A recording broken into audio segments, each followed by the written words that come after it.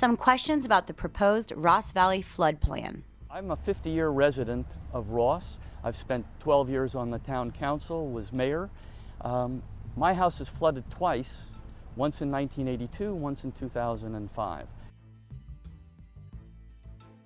Nearly half of Ross property owners moved in after 2005 and have never experienced flooding. I am for flood control in the Ross Valley.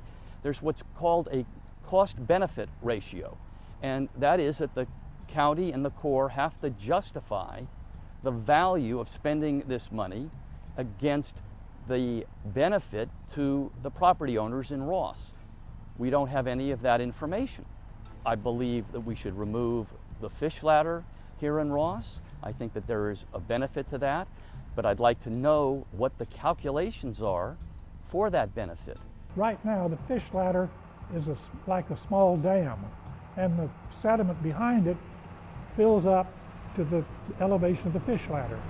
When you immediately remove the fish ladder, you're going to drop down to a new level for the sediment. However, the sediment that comes in upstream is still going to go downstream. Is the flood elevation going to go down 6 inches, 12 inches, 15 inches? We don't have any data on that. As a consultant and as a hydrologist, I got to see the numbers. And words don't help. We don't have any numbers. We don't really have data. All we have is some pictures. So in order to really analyze this, we need to get some numbers and talk to the Corps and to the county about what they have to back up their plan. Additionally, they're going to change this to a park, and I would like to see what the data shows of the reduction of elevation, the additional elevation that we would achieve by taking out the concrete channel and making this into a park.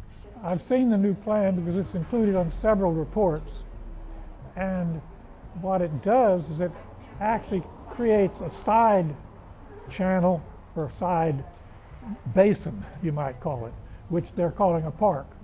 What additional amount of benefit will the town of Ross get by putting a park in here?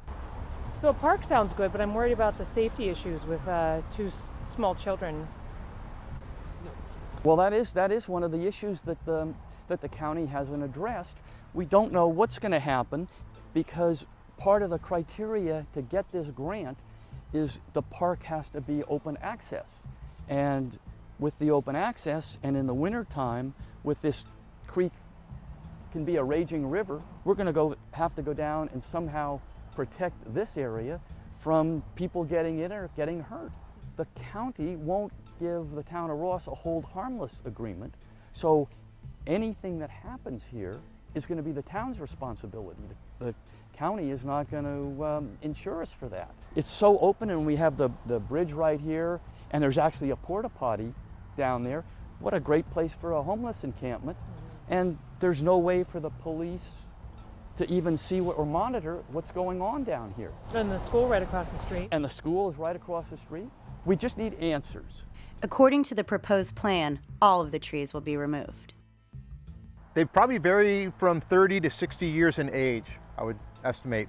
You got different varieties here: liquid amber, coast live oak, Monterey cypress, valley oak. It really also depends on the type of tree. The fast-growing trees that are non-native will grow quicker and could reestablish that, but then there's other issues with that, insects and other issues.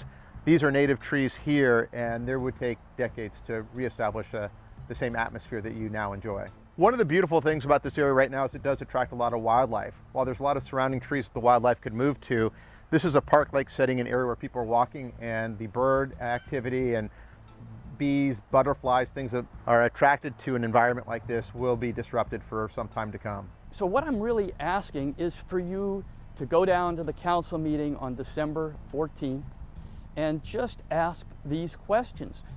We need this information before the town council can make a vote. If you can't make it to the meeting, then please send a letter in to the council by December 12th so they have time to read it before the council meeting.